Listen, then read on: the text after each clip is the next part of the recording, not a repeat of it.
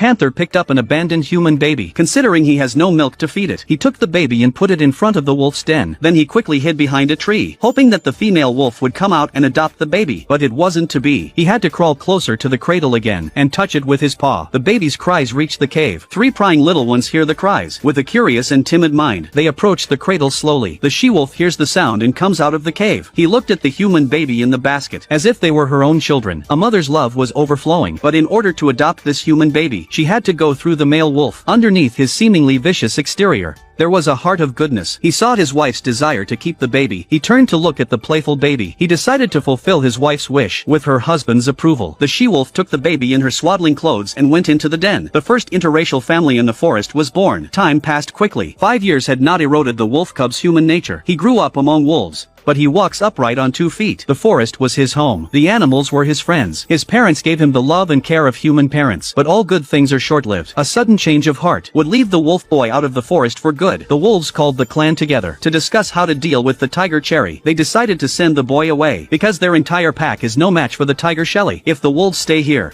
they'll only become food. So the Black Panther took the initiative to come forward to escort the wolf cub out of the forest. In the darkness of the night, the panther carries the wolf cub to the emergency exit to take him to a human village. But the restless wolf boy didn't know how scary the tiger Shelly was. He said he didn't want to go back to the human village. The forest was his home. At that moment, a giant python slowly approached him. With his eyes, he began to hypnotize the boy. The boy gradually lost consciousness. At this point, the python began to wrap its tail around his body. Round and round it went, until it had wrapped itself around him. Just as the python was about to take a bite out of him, the panther suddenly woke up and slapped the python away. The snake's head crashed into a tree trunk. The wolf boy woke up. The python sees that the panther has ruined its plan. He's ready to turn the tables on the panther. He begins to use his eyes to hypnotize him. Just as he's about to do it, the boy picked up the python's tail and threw it down. And the next moment, the